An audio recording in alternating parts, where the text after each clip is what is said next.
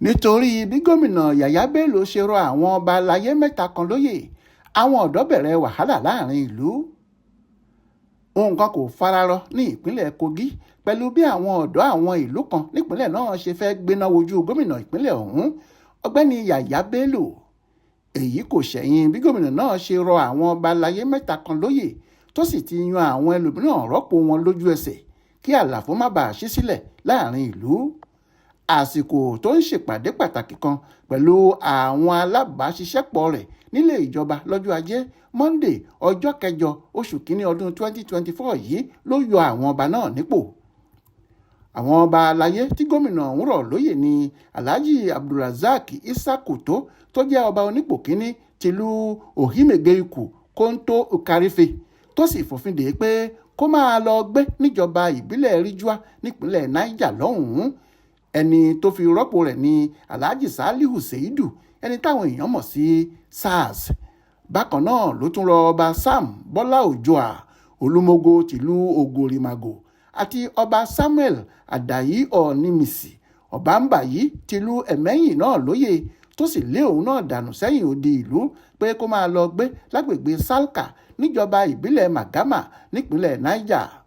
Kókó ẹ̀ṣẹ̀ tó kà sáwọn ọba aláyé ọ̀hún lẹ́sẹ̀ ni pé wọn kò tẹ̀lé òfin, àṣẹ àti ìlànà tó rọ̀ mọ́ oyè tí wọ́n jẹ yìí lásìkò tí wọ́n jẹ oyè náà, àti pé rògbòdìyàn wà lórí oyè tí wọ́n jẹ lásìkò tí wọ́n gbé adé lé wọn lórí.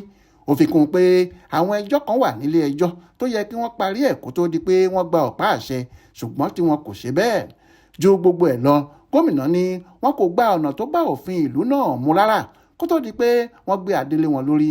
Lójú ẹsẹ̀ ló ti kéde àwọn tó fi rọ́pò àwọn ọba tó gbadé lórí wọn yìí.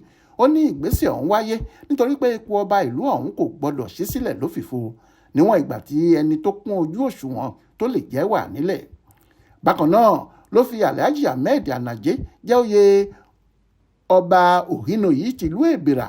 Gómìnà lòun gbé ìgbésẹ̀ pàtàkì ọ̀hún lẹ́yìn tóun yẹ gbogbo rẹ̀ wò dáadáa ni, àti pé ṣe lòun tẹ̀lé àṣà àti ìṣẹ̀dálẹ̀ ìlú náà.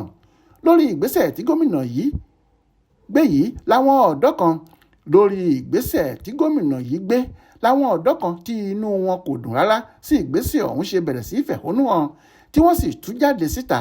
Ṣe ni àwọn ọ̀dọ́ tí wọ́n pọ̀ níye ọ̀hún kún ojú títì márosẹ̀ Kotonkarife nípínlẹ̀ náà. Bákan náà ni wọ́n tún dá súnkẹrẹ fàkẹrẹ ọkọ̀ sójú títì márosẹ̀ Àbújá sí Lọ́kọ́jà. Wọ́n ní ọ̀nà tí wọ́n gbà yọ ọba Abdulrasaq Isakuto tí wọ́n sì yan Alhaji Seidu sípò kò dáa rárá ni.